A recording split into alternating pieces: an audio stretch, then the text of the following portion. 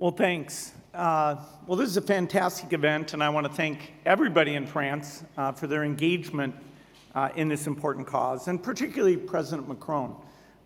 Every time I listen to him, my energy and idealism is renewed. So he has been a perfect host and done a great job, even to this minute, making sure we get as much as we can for the Global Fund. Everybody here has really stepped up, a lot of generosity, and although we don't know the exact total yet, there's no doubt that we've made a significant increase in the funds for the Global Fund, by far more than we were able to do 3 years ago. It's particularly amazing when you look at politically, there's countries that are talking about turning inwards and really questioning multilateralism. But here, we see that to solve the toughest problems, whether it's disease or climate change or terrorism, people really have to work together. The private sector, I'm very proud of the engagement there. It was early this year in Davos when Peter Sands announced what I thought was a very ambitious goal, $1 billion. That's a 30% increase from what came out of the private sector 3 years ago. So just 8 months later, I'm able to say that that was achieved. And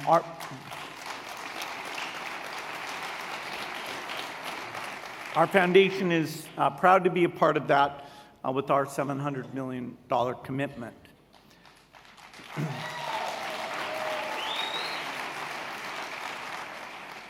So the dollar amounts, the resources are very, very important. But I want to spend a little bit of time helping you understand what that maps into, what the impact on human lives really is. The best way is to start by talking to you about bed nets. Bed nets actually go back to the ancient past. The ancient Greek historian Herodotus wrote about how Egyptians living on the bank of the Nile would fish with their nets during the day and then sleep under them at night to keep away malaria-transmitting mosquitoes. That was back in the 5th century BC, and for thousands of years, that's how malaria prevention was done. Just a physical barrier between the humans and the insects. It's only been within the last generation or so that the new approach was developed, and that's to coat the nets with insecticide. And this makes a dramatic difference.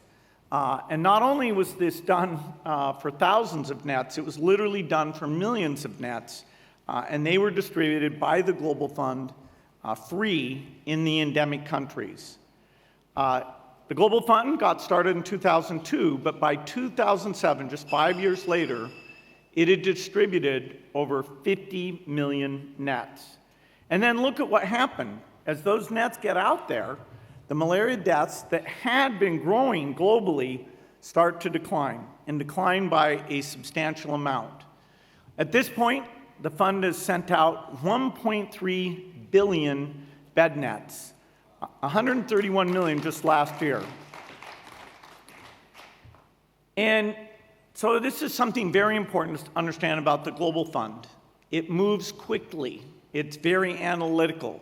It's working with the top disease experts in the countries on really aggressive plans. It is the fastest scaling, most effective health institution that's been created. If you look into the country level, you'll get an even stronger sense of this. For example, take a young girl in Zambia. She's half as likely to die of malaria than her mother was at that same age. Thanks.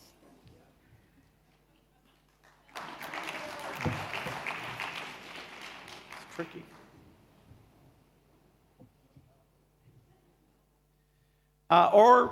Consider India.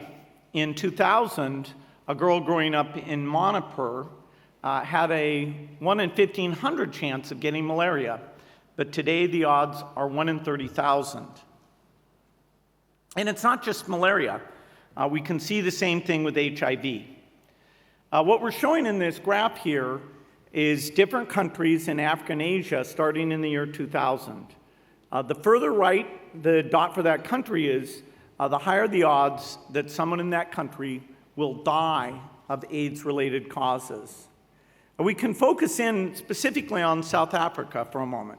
If you were living in South Africa in the year 2000, you had a 1 in 300 chance of dying of AIDS just that year.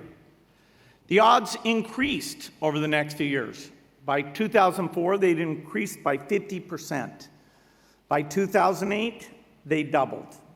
But then look at what happened around 2008, just 6 years after the Global Fund was launched.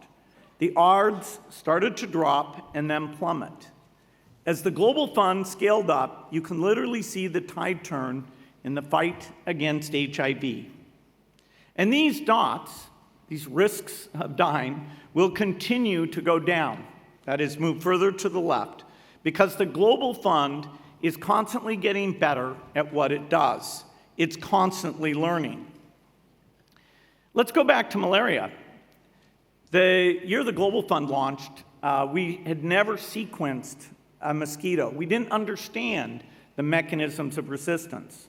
We didn't really even have good numbers on where or how many people were dying. But today, we're sequencing thousands of those mosquitoes' genes every year. And that lets us pinpoint how the mosquitoes are changing and how the disease is spreading. And we know the malaria deaths in many countries all the way down to the individual village level. This is the map of Zambia. So instead of coloring the whole country one color based on the overall malaria deaths, we go down to a 1 kilometer by 1 kilometer box and measure malaria deaths at that level. And what you can see is there's a dramatic difference. In the south of the country, the malaria intensity is quite low, and then as you move up to the north, it's very, very intense. And that helps us target the disease the right way. It helps us send the nets to the right places because those have also become far more advanced. When we got started, the insecticide-treated net had just one ingredient, which was an insecticide called pyrethroid. Over the years, though, we've seen that mosquitoes are starting to become resistant to that chemical.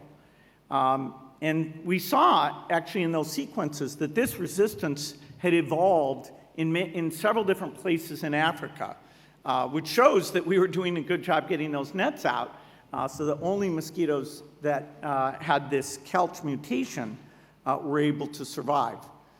Fortunately, in the R&D pipeline, we were working on a new generation of nets, and we have now today the Interceptor G2. This is the Interceptor G2 right here, and these are new, but even in the next year, they'll be going out by the millions.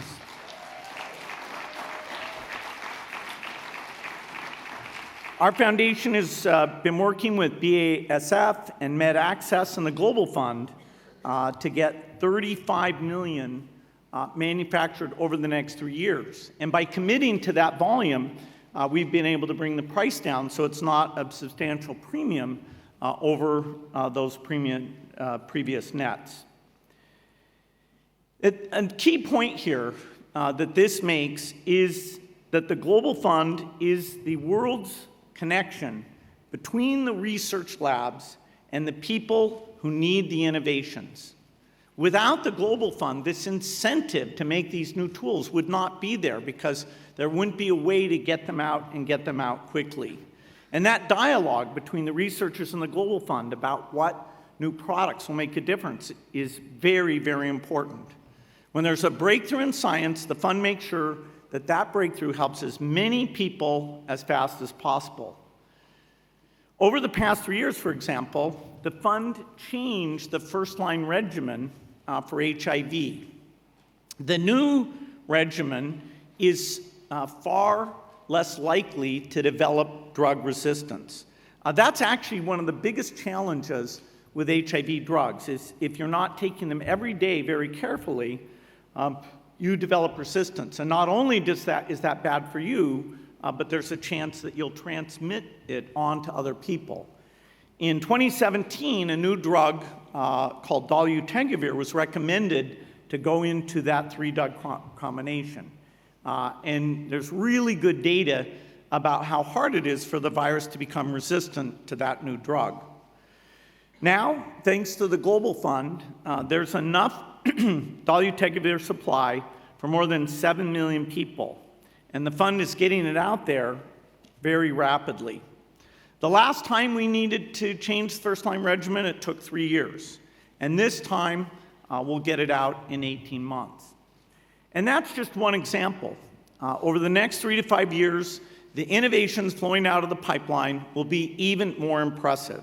It includes not just that bed net I showed you, but other new bed nets as well. It includes new TB drugs. Many strains of tuberculosis have grown resistant to the current first-line regimen, but there's a new triple drug regimen that is working even against the most resistant forms of the disease, which is also often called XDR, or extreme drug resistance. They used to use a regime for XDR that took a year and a half and had terrible side effects. But we've seen the effectiveness of this new regime, very few side effects, very good success rate, and working within 6 months. There's also a new TB vaccine in early clinical trials. If it works, it'll be the first TB vaccine in over 100 years. It will supersede the current one, which is actually only modestly effective and is only helpful to infants. Perhaps even more exciting, though, are the breakthroughs that are coming for both treating and preventing HIV. We've always had a dream of having a drug you could take that would protect you from getting HIV. It's called prophylaxis. Right now we have that drug, tenofovir, but you have to take it every day in order to be protected. And that daily schedule has been extremely difficult. Young women in sub-Saharan Africa don't want to have drugs like that around and have people looking at them and developing stigma against them. When we looked recently at 427 women living in South Africa and Zimbabwe, under 10% were able to have the drug, active drug, on a constant basis. Interviewing those people, though, we found that if we had a monthly pill, that we could get very high compliance. And in fact, a pill like that is in the pipeline. They'll be able to either take it at home or go and get it at the local clinic. We expect by the time of the next replenishment, 3 years from now, we will have that tool, and it will be phenomenal in reducing the number of people who get HIV. There's an even better form of it that will come a few years later, and that's the idea of a single rod that you can put under the skin like reproductive health implants, and that would last for an entire year. And so the compliance will be particularly easy once we get that into that form. So, planning ahead for those innovations, making sure it fits the profile of what the Global Fund has seen in the field, that's partly why we can be so optimistic about reducing the number of deaths. In fact, the good stories about the progress we're making don't often get told. Often you just see the tough news about the deaths that remain. In fact, it was when my wife, Melinda, and I saw an article about diarrhea deaths, it really shaped the priorities of our philanthropy. It was stunning to us that hundreds of thousands of kids were dying from diarrhea. When it came to HIV, there were a lot of dire predictions. A US magazine talked about 10 million orphans and said that AIDS was cutting through the population like a malevolent scythe. Later that year, a European publication talked about Africa had a time bomb on the doorstep and that it could lead to the collapse of nations. Of course, because of steps that were taken, including, most importantly, the creation of the Global Fund, those dire predictions did not come true. The world started getting healthier, not sicker.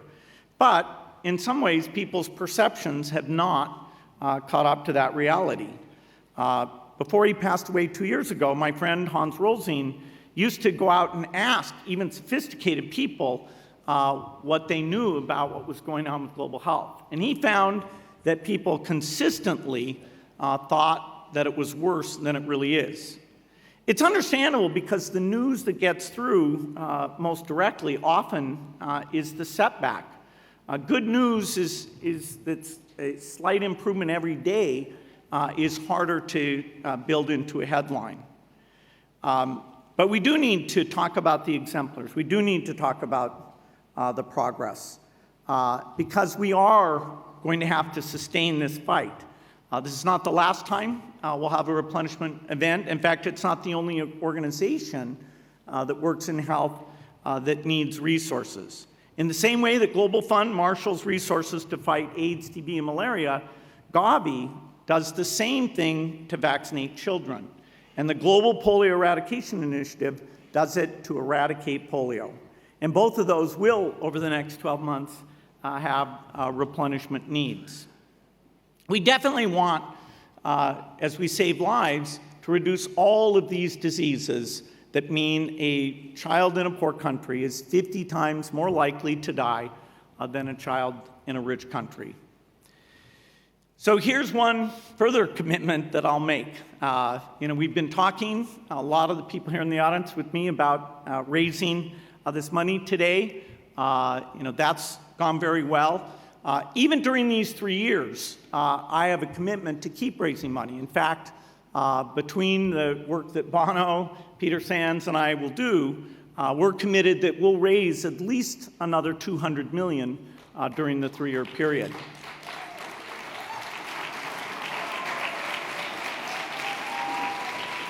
You might ask, is that really doable? Well, in fact, in the last 3-year period, we were able to raise an additional $300 million above the pledge amount. So I think we're being very realistic. There's lots of governments where the exact timing to make multi-year commitments doesn't work for them. Lots of new people who want to come on board as they see the great work being done here. We do want to get the good news about this work out. Of course, you can have a headline, but you won't see it very often. The headline could say, compared to 30 years ago, half the number of children are dying every year, even though the world population is up by 40%.